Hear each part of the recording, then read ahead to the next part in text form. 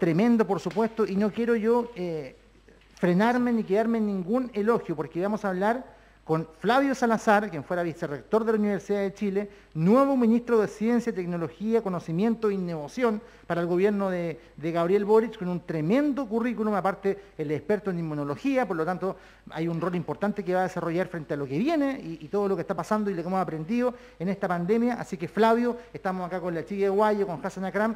Primero, felicitarte.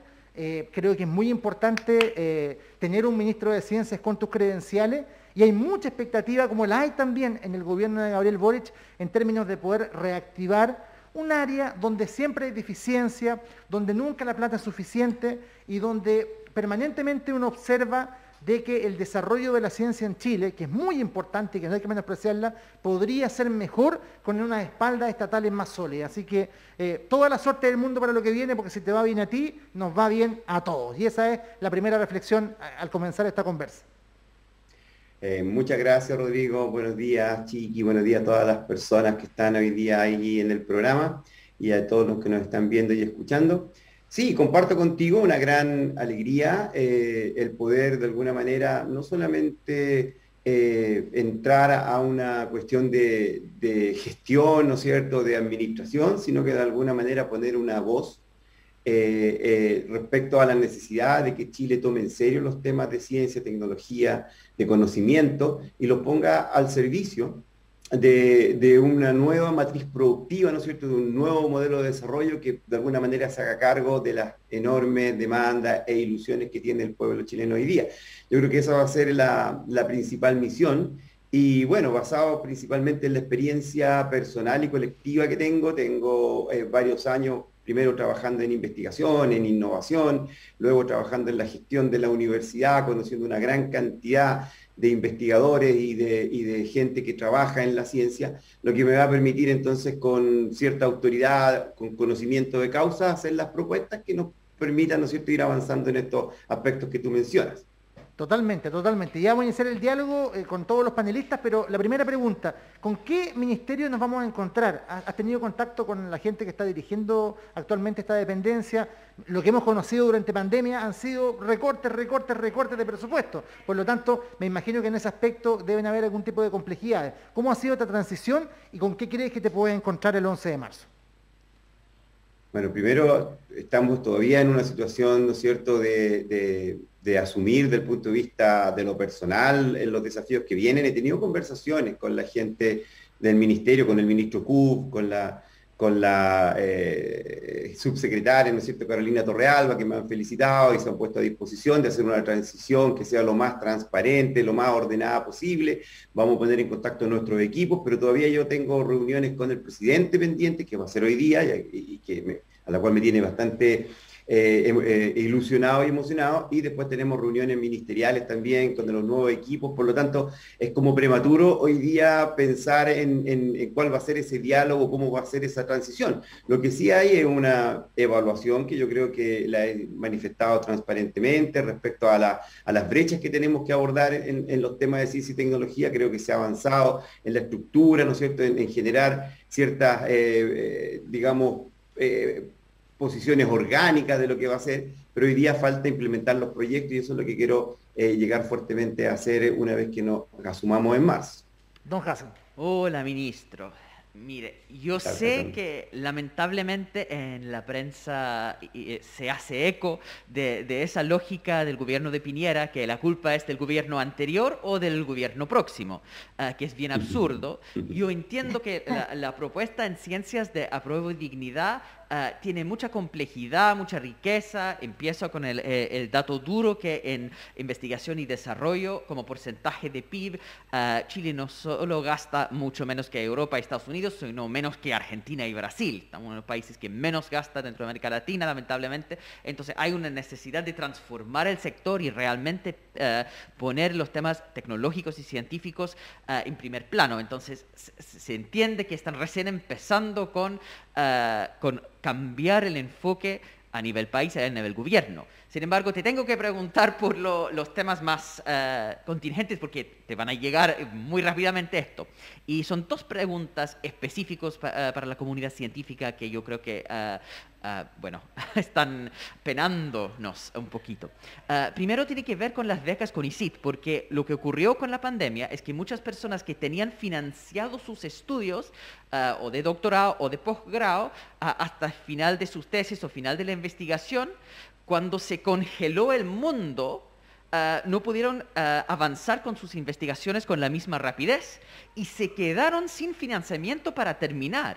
Y el Ministerio de Ciencias no ha dado soluciones para esos investigadores más jóvenes, digamos, en su mayoría, y son los que menos protección tienen. Entonces, quiero preguntar primero si hay una visión de qué vamos a hacer con estas personas de las becas CONICYT que están sufriendo harto en este momento. Tenemos muchos en la comunidad de los que sobran, los que nos ven este programa, los que nos financian también. Entonces, eso es medio independiente, no tiene dueños empresariales, sino precisamente esas comunidades que nos apoyan.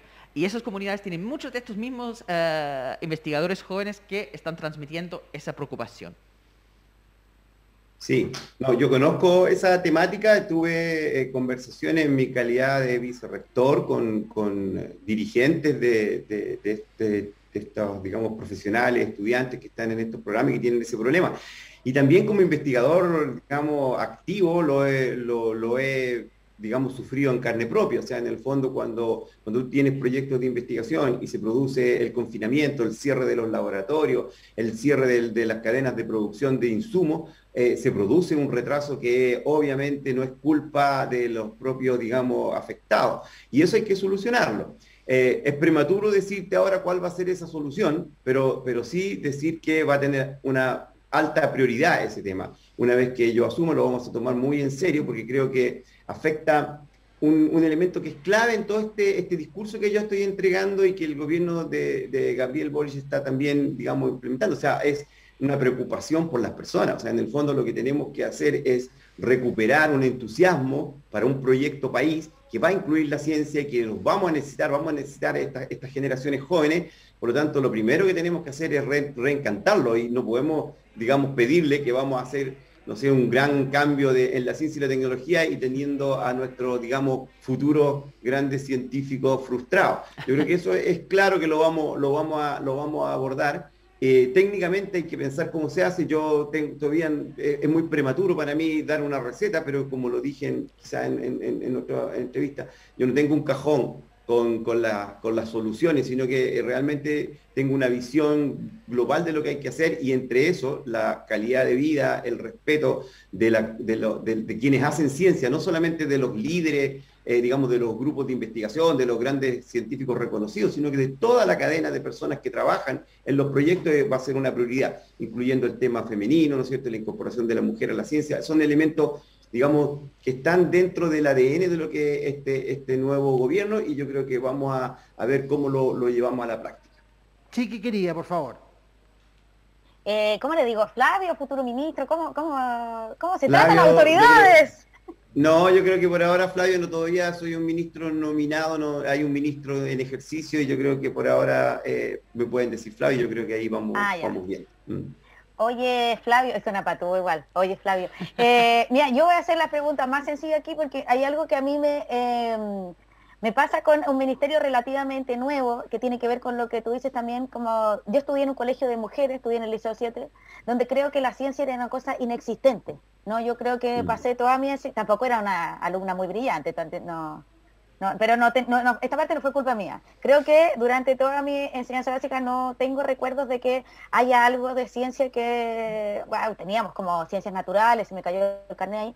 Pero entonces lo que yo te quería preguntar, Flavio, que para gente como yo, que no tenemos idea realmente, porque tú me dices, tengo nociones de qué puede ser, pero cuando uno habla de un Ministerio de Salud, un Ministerio de Transporte, uno ya sabe más o menos en qué se enfoca esta gestión. Y yo te quiero hacer una pregunta muy sencilla, que es en el fondo, en términos muy concretos, yo que no soy científica, ¿de qué se trata? ¿Cuáles son las temáticas que va a abordar el Ministerio de Ciencia?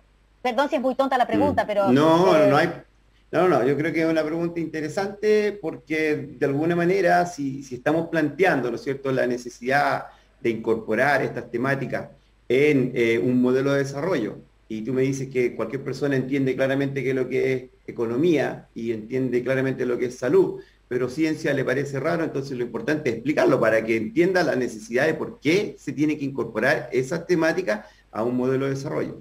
En general, la ciencia, ¿no es cierto?, es una forma de abordar la realidad y se hace a través de diferentes digamos, estructuras. Las principales pueden ser las universidades, los centros de investigación, pero también existen en los colegios, como tú dices, en la búsqueda del nuevo conocimiento. Y se tiene que sistematizar y se tiene que transformar en algo realmente, digamos, fundacional en la conciencia de las personas. O sea, las personas tienen que entender que las cosas, para poder resolverse, tienen que ser pensadas con la realidad, sin dejar de lado la emocionalidad, pero la racionalidad, ¿no es cierto?, el método científico, la forma de entender las cosas es importante. Y eso muchas veces se deja de lado. Y eso hay que tomarlo desde la enseñanza más pequeña, ¿no es cierto?, desde los niños, entender qué es lo que es la ciencia, difundirla, o sea, en el fondo que la gente sepa las cosas que los científicos hacen. Por ejemplo, yo te pongo un súper ejemplo. Hace unos días atrás, cuando yo me nominaron ministro, me mandó un saludo el profesor Ulloa, que estaba a 8.000 metros de las profundidades del océano. Y me mandó como un astronauta, ¿no es cierto?, desde 8.000 metros un saludo. Ellos están investigando el mar, las consecuencias que tiene el cambio climático, esos impactos. La gente no entiende mucho eso, pero eso es fundamental. Si tú dices queremos un modelo de desarrollo que sea sustentable, que la naturaleza sea protegida, que los derechos de las personas se protejan, etc. Por eso es importante la ciencia en este caso. Claro, y eso está cambiando porque finalmente si uno no conoce la ópera y nunca ha ido a la ópera, ¿cómo te va a gustar la ópera? Exacto. Finalmente, y siento que también hay una brecha de género importante que eso todavía no, está cambiando. Yo sé que mi hija es muy chiquita todavía, pero ya lo veo como los currículos han ido cambiando, pero hay una brecha generacional donde me imagino que hasta ahora hay muchos más científicos hombres que mujeres. En general sí, o sea, en el fondo, en todos los ámbitos que hemos podido medir hay un 70% de hombres y 30% de mujeres. Cuando tú inicias las carreras, por ejemplo, cuando tú ves las carreras, cuando entran a la universidad, las carreras científicas, hay una mayoría de mujeres. ¿Ya? Claro. Un 55% son mujeres que entran a la universidad, pero luego, a medida que esto va avanzando, las profesoras ya empiezan a ser menos, las que ganan proyectos menos, las que llegan a rectora casi nulo, etc. Entonces hay un desfase que se debe, según lo que hemos visto nosotros en algunos estudios, a que la mujer tiene doble tarea, pues, aparte de tener que cumplir con todas las tareas curriculares, ¿cierto?, para poder tener opción a ciertos cargos, tiene que llegar a la casa, atender a los niños, llevarlos al colegio, hacer las tareas, etc. Y esa carga, obviamente, no se toma en cuenta en la evaluación, y eso es lo que tiene que cambiar. Nosotros creemos que la mujer tiene que jugar un papel mucho más protagónico en el nuevo, digamos, modelo de ciencia y tecnología. Y ojalá que también los científicos puedan inventar un robot o algo que supla, no pueda dejar haciendo las cosas en la casa y se vaya a trabajar. Sería una buena idea. A un precio razonable y asequible para todos. Bueno, exacto. Flavio, hay una reflexión que te leí en una revista que me parece muy interesante, que tiene que ver con el rol de la ciencia en el sector productivo. Tú decías de que hay cierta desconfianza desde ese ámbito a la necesidad de incorporar tecnología, ciencia propia en nuestro modelo de desarrollo. Estamos todavía pensando en estructuras que son propias del siglo XX, tal vez, o anteriores, más que pensar que la ciencia puede ser un elemento que mejore nuestro modelo y, en consecuencia, también la productividad de lo que hacemos. Bueno, yo creo que de alguna manera no sería tan categórico en decir que nosotros no aplicamos ciencia y tecnología. Lo que hacen las grandes, digamos, los grandes consorcios, las grandes industrias en el país es utilizar tecnología de punta, pero siempre pensando en que hay que comprarla afuera, ¿ya? O sea, en el fondo lo tienen en el ítem gastos. Y allí, digamos, la minería, la industria forestal, las pesqueras, etcétera, incorporan tecnología para poder hacer estas producciones a nivel global. Pero lo que nosotros pensamos es que más allá de eso, lo que hay que generar es capacidades propias. O sea, en el fondo tú tienes que generar posibilidades a los investigadores chilenos, a las investigadoras chilenas, de que vayan aportando con nuevas ideas a diversificar los negocios. O sea, en el fondo, que se produzcan nuevas empresas, ¿no es cierto?, que tengan que ver, qué sé yo, con la informática, con la biotecnología, y eso lo tiene que hacer a través de impulsar proyectos desde el Estado y con participación de los capitales, digamos, privados, que se vayan diversificando, que vean como una oportunidad de desarrollo de nuevas industrias, de nuevas empresas. Eso es un tema que yo quiero discutir con los otros ministros y también con el sector empresarial para poder incentivar esta beta, que no significa abandonar lo que ya tenemos, que es el sueldo de Chile, el cobre, etcétera, pero significa diversificarlo, o sea, empezar a plantear nuevas estrategias para las próximas generaciones, que yo creo que es así como se tiene que apuntar, un poquito estratégico y a mediano y largo plazo. No todo tiene que ser para mañana, porque en la ciencia y la tecnología los tiempos son distintos. Bueno, te voy a leer algunos comentarios de la gente en nuestros canales. En YouTube, Sandy Nahuel dice que gusto escuchar al próximo ministro. Todo el éxito es lo que viene. Rubio Valdivia, felicidades Flavio, tu experiencia tan real como la de muchos científicos postulando financiamiento de un sistema tan neoliberal que te acompañe la fortuna en hacer el cambio que Chile necesita. Don Hassan, usted tiene el honor de hacerle la última pregunta al ministro, que tiene una agenda muy, pero muy apretada. Sí, al final yo creo que hay muchas personas que se alegraron con el nombramiento de Flavio como ministro de Ciencias. Hay al final un reconocimiento de la importancia de las ciencias biológicas, que al final han sido unos de los más ignorados dentro de esos espacios, y sobre todo en situación de pandemia. Eso ha sido un reconocimiento súper importante. Quiero preguntar para terminar, porque yo sé que hay una visión a largo plazo que vamos a estar conversando por lo menos 4 años, pero en los temas más puntuales del momento, uno de los escándalos que está dando vuelta precisamente en el mundo de la biología tiene que ver con Claudio Hertz, y la relación que tiene con el actual ministro Andrés Kubey, y eso abre todo el debate acerca de cómo se asignan recursos para distintos tipos de investigación, si hay personas que están acusados de fraude, adulteración de imágenes, una serie de cosas. Entonces, ¿cómo ve ese escándalo de Claudio Hertz y cómo ven las posibilidades de mejorar los mecanismos de asignación de financiamiento para investigación a futuro? Mira, yo creo que el tema del profesor Hertz, de alguna manera me tocó abordarlo como vicerrector, en el sentido que él pertenece a la Universidad de Chile, es un profesor que había en cierta medida muy reconocido a nivel global y que recibió estas, digamos, denuncias que fueron investigadas por una comisión imparcial, muy, digamos, destacada también, con conocimiento, y que emitió un informe que nosotros inmediatamente hicimos público en todos sus detalles y lo pusimos en la página de la universidad, donde se establecen los elementos, ¿no es cierto?, de los cuales se estableció ciertos niveles de verdad en cuanto a manipulación de figuras en algunos papers, etc. Eso es una parte, y yo creo que esa verdad está totalmente esclarecida, y las, digamos, acciones que estamos tomando desde la universidad, desde la ANIT, para poder de alguna manera prepararnos orgánicamente para abordar esto si se produce en el futuro con cualquier otro profesor, es una tarea que estamos trabajando. Distinto es digamos, de alguna forma esta presión por el castigo, por el cómo de alguna manera se aborda esto en lo punitivo, porque Claudio Hertz es un funcionario público, igual que yo, que tiene que estar sometido a un reglamento de una institución que está haciendo una investigación que todavía no termina, que es un sumario, que tiene que tener un proceso. Por lo tanto, yo no me puedo adelantar respecto a las acciones que va a tomar la universidad respecto a este caso, porque sería coartar los derechos que él tiene, ¿no es cierto?, de presunción de inocencia hasta que no se compruebe lo contrario. Pero sí estoy de acuerdo en que tiene que haber hoy día, desde ya, una nueva visión respecto a estos temas de la ética, porque en el fondo la ética, el comportamiento adecuado desde el punto de vista científico es la base de generar verdad. Por lo tanto, yo creo que ese va a ser un esfuerzo muy importante en el Ministerio, en el fondo de poder contemplar dentro de las propias bases concursales los elementos que tienen que ver con el comportamiento ético, la historia, etc. Yo creo que esa va a ser la forma de poder ir solucionando lamentables temas como el que tú me mencionas.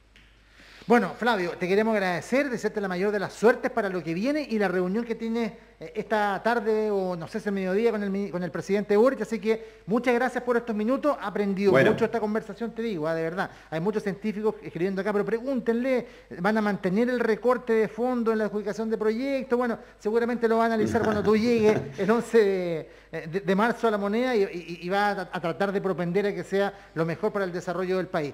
Gracias, que estén muy bien, la mayor de la suerte, y por supuesto también te transmito todo el cariño y los deseos de éxito de la comunidad de La Voz de los que Sobran.